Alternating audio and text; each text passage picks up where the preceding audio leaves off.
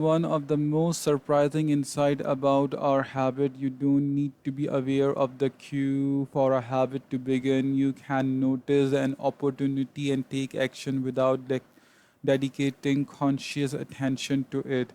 This is what makes habit useful. It is also what makes them dangerous. As habit form, your actions comes under the direction of your automatic and non-conscious mind. You fall into old patterns before you realize what happening. Unless someone points it out, you may not notice that you cover your mouth with your hand whenever you laugh, that you apologize before asking a questions, or that you have a habit of finishing other people's sentence. And the more you repeat these patterns, the less likely you become to question what you are doing and why you are doing it. I once heard of a retail clerk who was instructed to cut up empty gift cards after customer had used the balance on the card. One day, the clerk crashed out a few customers in a row who purchased with gift cards. When the next person walked up, the clerk swept the customer actual credit card, picked up the scissor, and then cut it in half entirely on the autopilot before looking up at the stunned customer and realizing what had just happened. Another woman I came across in my search was a former preschool teacher who had switched to a corporate job. Even though she was now working with adults, her old habits would kick in and she kept asking co-workers if they had washed their hand after going to bathroom. I also found the story of a man who had spent years working as a lifeguard and would occasionally yell, "Walk!" whenever he saw a child running.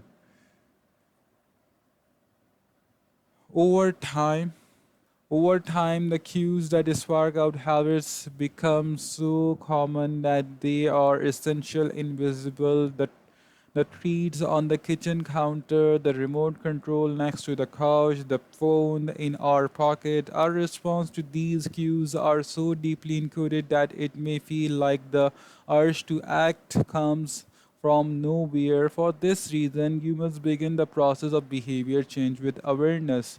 Before we can effectively build new habit, we need to get a handle on our current ones. This can be more challenging than it sounds because once a habit is firmly rooted in your life, it is mostly non-conscious and automatic. It is a habit to remain mindless. You can't expect to improve it. As the psychologist Carl Jung said, until you make the unconscious conscious, it will direct your life and you will call it fate. The habits scorecard. The Japanese railway system is regarded as one of the best in the world. If you ever find yourself riding a train in Tokyo, you will notice that the conductor have a peculiar habit. As each operator runs the train, they proceed through a ritual of pointing at different objects and calling out command. When the train approach a signal, the operator will point at it and say, "Signal is green." As the train pulls into and out of each station, the operator will point at the speedometer and call out the exact speed. When it's time to leave, the operator will point at the timetable and state the time. Out of Out on the platform, other employees are performing similar action before each train departs. Staff members will point along the edge of the platform and declare or clears. Every detail is identified, pointed at, and named aloud. This process, known as pointing and calling, is a safety system designed to reduce mistake. It seems silly, but it works incredibly well. Pointing and calling reduces error by up to 85% and cuts accident by 30%. The MTA subway system in New York City adopted a modified version that is point only, and within 2 years of implementation, incidents of incorrectly birthed subway fell 57%. Pointing and calling is so effective because it raises the level of awareness from the non conscious habit to a more conscious level because the train operator must use their eyes, hands, mouths, and ears. They are more likely to notice problem before something goes wrong. My wife goes something similar whenever we are preparing to walk out the door for a trip. She verbally calls out the most essential items in her packing list. I've got my keys, I got my wallet, I got my glasses, I got my husband. The more automatic a behavior becomes, less likely we are to consciously think about it.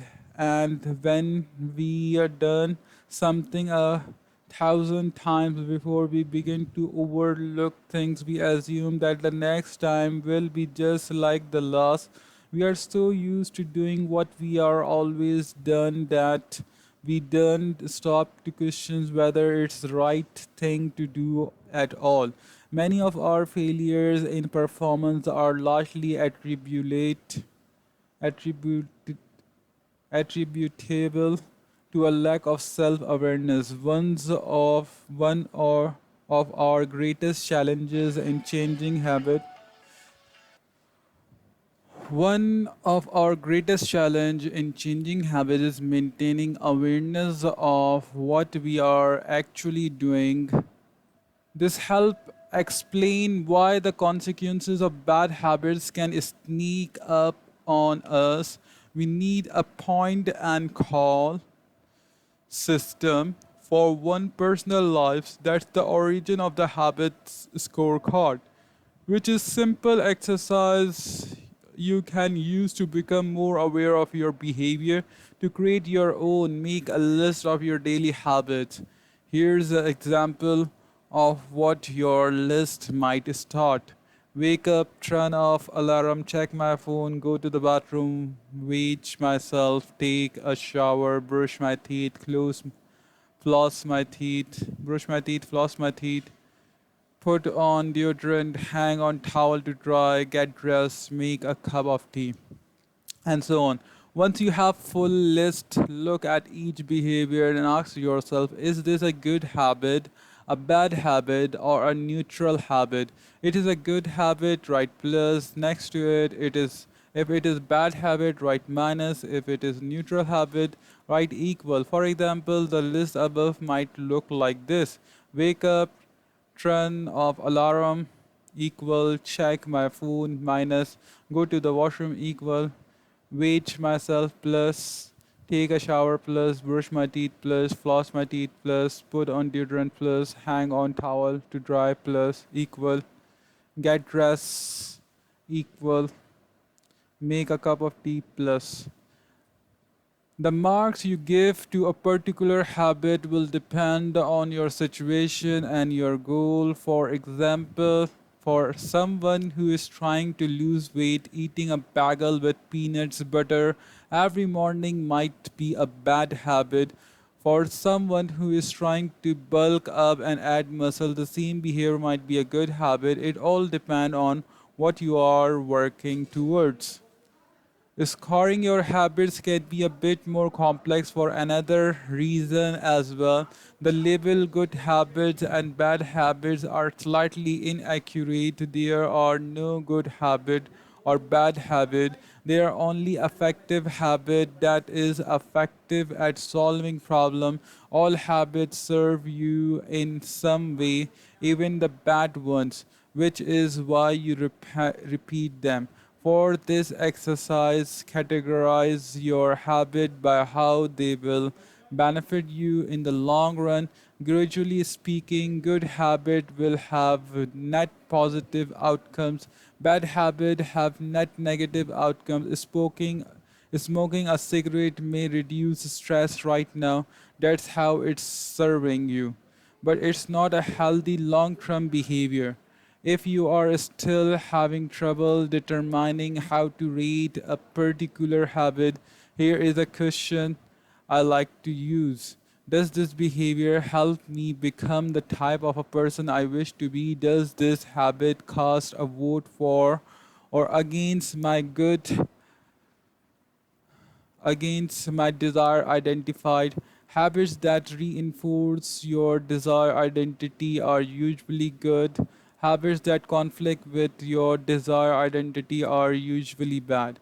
As you create your habit scorecard, there is no need to change anything at first. The goal is to simply notice what is actually going on, observe your thoughts and actions without judgment or internal criticism.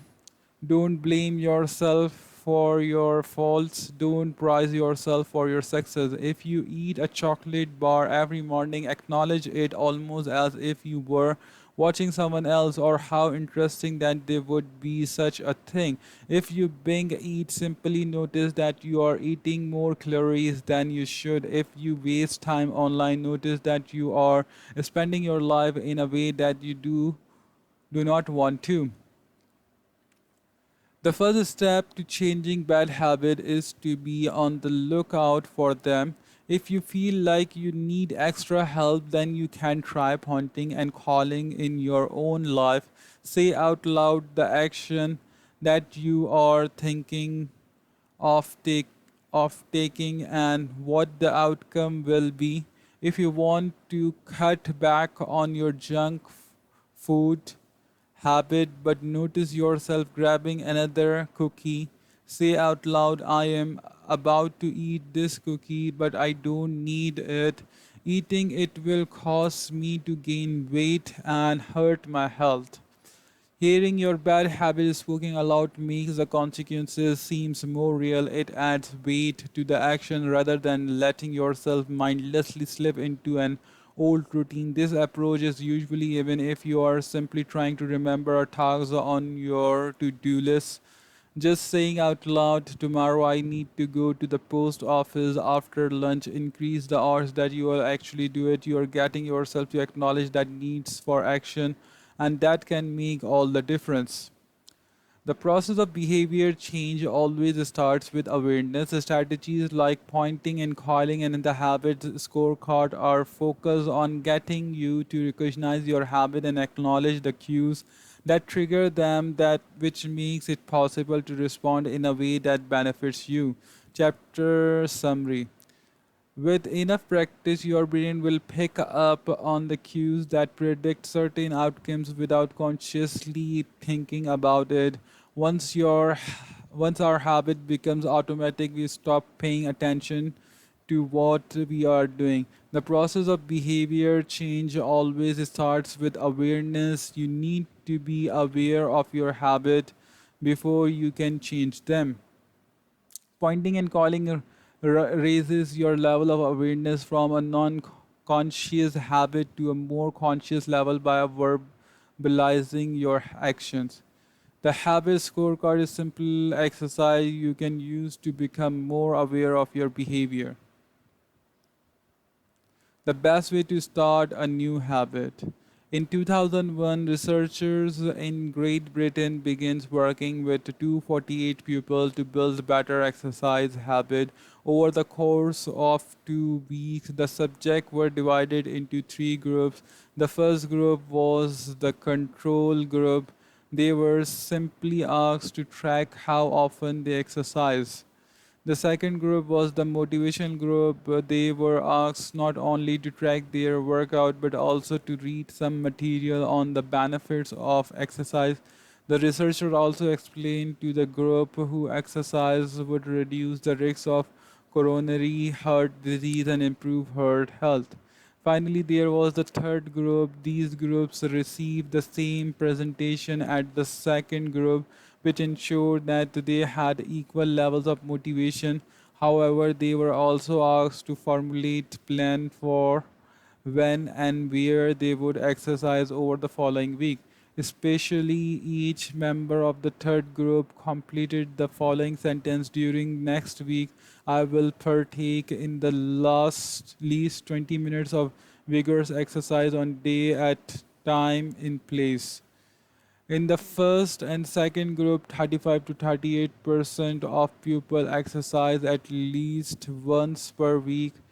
Interest, interest, Interestingly, the motivational presentation given to the second group seems to have no meaning impact on behavior, but 91% of the third group exercise at least once per week, more than double the normal rate. The sentence they fill out is what researchers refer to as an implementation intention, which is a plan you make beforehand about when and where to act. That is how you intend to implement particular habit. The cues that can trigger a habit can come in a wide range of form. The feel of your phone buzzing in your pocket, the smell of chocolate chip cookie, the sound of ambulance siren, but the two most common cues are time and location. Implementation intention leverage both of these cues. Broadly speaking, the format for creating an implementation intention is when situation X rises, I will perform response Y. Hundred of its studies have shown that implementation intentions are effective for sticking to our goals, whether it's writing down the exact time and date of when you will get a flu shot or recording the time of your colonoscopy appointment. They increase the odds that people will stick with habits like recycling, studying, going to sleep early, and stop smoking. Researchers have been found that voters turnout increase when people are forced to create implementation intention by answering questions like what route are you taking to the polling station? At what time are you planning to go? What bus will get you there? Other successful government programs have prompted citizens to make a clear plan to send taxes in on time or provided direction on when and where to pay late traffic bills. The punchline is clear. People who make a specific plan for when and where they will perform a new habit are more likely to follow through. Too many people try to change their habit without these basic details figured out. We tell ourselves, I'm going to eat healthier or I'm going to write more, but we never say when and where these habits are going to happen. We leave it up to change and hope that we will just remember to do it or feel motivated at the right time, and implementation tension sweeps away foggy notion like I want to work out more or I want to be more productive or I should vote or transform them into a concrete plan of action. Many people think they lack motivation when what they really lack is clarity. It is not always obvious when and where to take action. Some people spend their entire life waiting for the time to be right to make an improvement. Once an implementation intention has been set, you don't have to wait for inspiration to strike. Do I write a chapter today or not? Do I meditate this morning or at lunch? When the moment of action occurs, there is no need to make a decision. Simply follow your predetermined plan.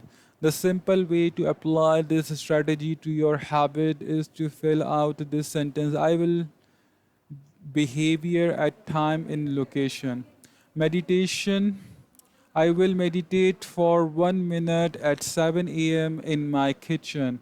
Studying. I will study Spanish for 20 minutes at 6 p.m. in my bedroom. Exercise. I will exercise for 1 hour 5 p.m. in my local gym. Marriage, I will make my partner a cup of tea at 8 a.m. in the kitchen. If you aren't sure when to start your habit, try the first day of the week, month, or year. People are more likely to take action at those times because hope is usually higher. If we have hope, we have a reason to take action. A fresh start feels motivating. There is another benefit to implementation intention, being specific about what you want and how you will achieve it will it help you say no to things that derail progress, distract your attentions and pull you off course.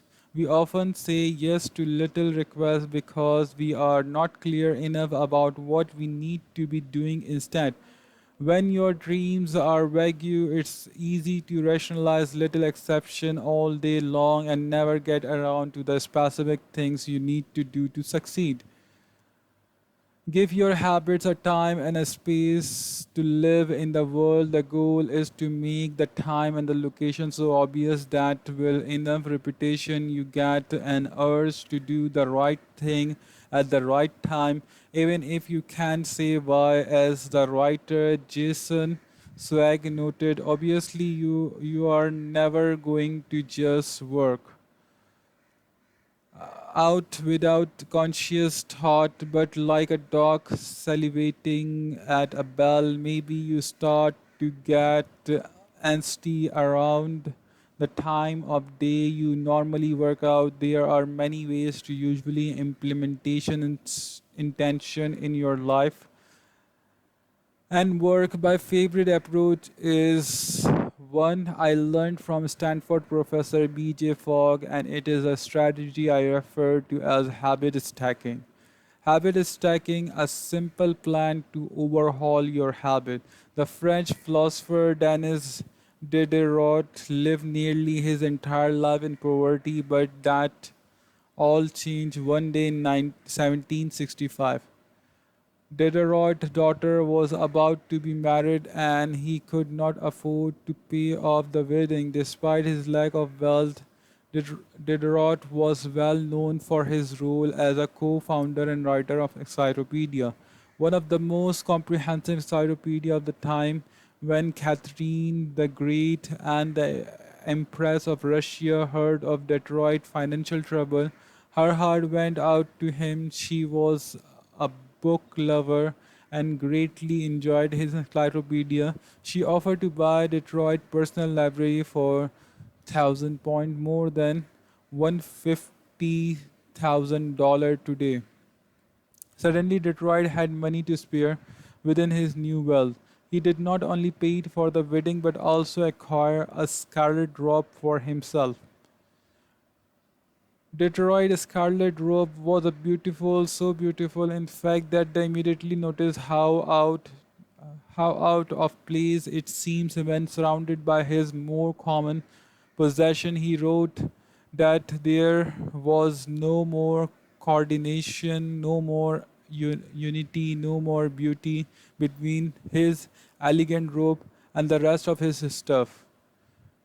Diderot soon felt the urge to upgrade his possession. He replaced his rug with one from Damascus. He decorated his home with expensive sculptures. He bought a mirror to place above the mantel and a better kitchen table. He tossed aside his old straw chair for a leather one. Like falling dominoes, one purchase led to the next. Detroit behavior is not uncommon. In fact, the tendency for one purchase to lead to another. He has a name, the Detroit effect. The Detroit effect states that obtaining a new possession often creates a spiral consumption that leads to additional purchase. You can spot this pattern everywhere. You buy a dress and have to buy new shoes and earrings to match. And you buy a couch and suddenly question the layout of your entire living room. You buy a toy for your child and soon find yourself purchasing all of the accessories that go with it. It's a chain reaction of purchases. Many human beings follow this cycle. You often decide what to do next based on what you have just finished doing. Going to the bathroom lead to washing and drying your hands, which reminds you what you need to put the dirty towel in the laundry. So you add laundry detergent to the shopping list and so on. No behavior happens in isolation. Each action becomes a cue that trigger the next behavior. Why is this important? When it comes to building new habit, you can use the unexpectedness of behavior to your advantage. One of the best way to build new habit is to identify a current habit you already do each day and then stack your new behavior on top. This is called habit stacking. Habit stacking is a special form of an implementation intention rather than pairing your new habit with a particular time and location. You pair it with a current habit. This method, which was created by BJ Fogg as part of his Tiny Habit program, can be used to design an obvious cue for nearly any habit. The habit stacking formula is after current habit, I will new habit. For example, meditation. After I pour my cup of coffee each morning, I will meditate for 1 minute. Exercise. After I take off my work shoes, I will immediately change into my workout clothes. Gratitude. After I sit down to dinner, I will say one thing I am grateful for that happened today. Marriage. After I get into bed at night, I will give my partner a kiss. Safety. After I put on my running shoes, I will text a friend or family member where I am running and how long it will take. The key is to tie your desired behavior into something you are already do each day. Once you have mastered this basic structure, you can begin to create larger stack of chaining small habits together. This allows you to take advantage of the natural momentum that comes from one behavior leading into the next. A positive version of the Detroit effect. Habit stacking. Cue, craving, response, reward. Habit 1. Figure 7, habit stacking increase the likelihood that you will stick with a habit by staking your new behavior on top of an old one. The process can be repeated to change numerous habits together, each one acting as a cue for the next. Your morning routine habit stack might look like this. Point 1. After I pour my morning cup of coffee, I will meditate for 60 seconds. Point 2. After I meditate for 60 seconds, I will write my to do list for the day. Point 3. After I write my to do list for the next after I write my to do list for the day, I will immediately begin my first tasks. Or consider this habit stack in the evening. Point 1. After I finish eating dinner, I will put my plate directly into the dishwasher. After I put my dishes away, I will immediately wipe down the counter. Point 3. After I wipe down the counter, I will set out my coffee mug for tomorrow morning. You can also insert your behavior into the middle of your current routines. For example, you may already have a morning routine that look like this: wake up, make my bed, take a shower. Let's say you want to develop the habit of reading more each night. You can expand your habit stack and try something like wake up, make my bed, place a book on my pillow, take a shower. Now, when you climb into bed each night, a book will be sitting there waiting for you to enjoy. Overall, habit stacking allow you to create a set of simple rules that guide your future behavior. It's like you always have a game plan for which action should come next. Once you get comfortable with this approach, you can develop general habit stack to guide you whenever the situation is appropriate. Exercise. When I see a set of stairs, I will take them instead of using the elevator. Social skills. When I walk into a party, I will introduce myself to someone I don't know yet. Finance. When I want to buy something worth $1,000, I will wait 24 hours before purchasing. Healthy eating. When I serve myself a meal, it will always put veggies on my plate first. Minimalist. When I buy a new item, I will give something away, one in, one out. Mood. When the phone rings, I will take one deep breath and smile before answering. Forgetfulness. When I leave a public place, I will check the table and chair to make sure I don't leave anything behind. No matter how you use this strategy, the secret to creating successful habit stack is selecting the right cue to kick things off.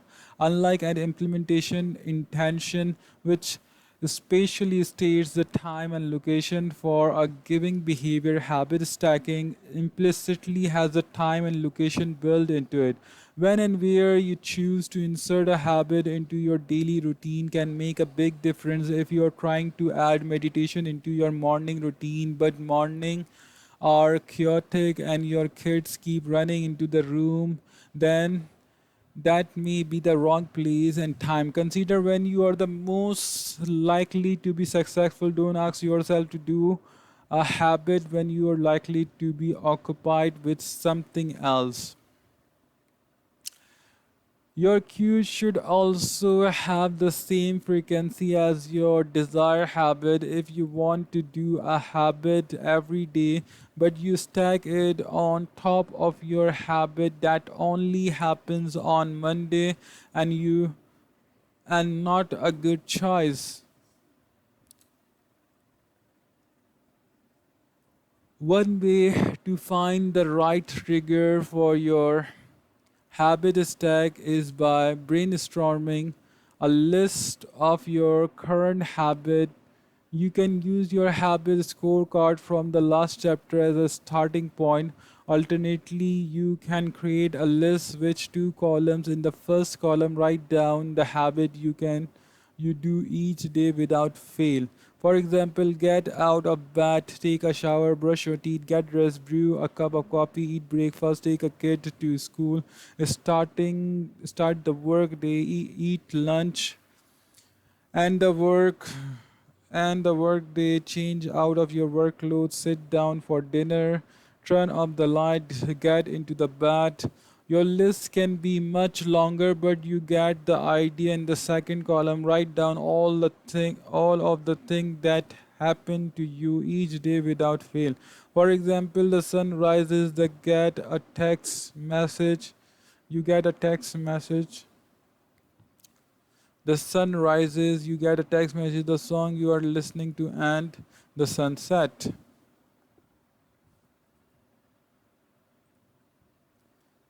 Armed with these two lists, you can begin searching for the best place to layer your new habit into your life.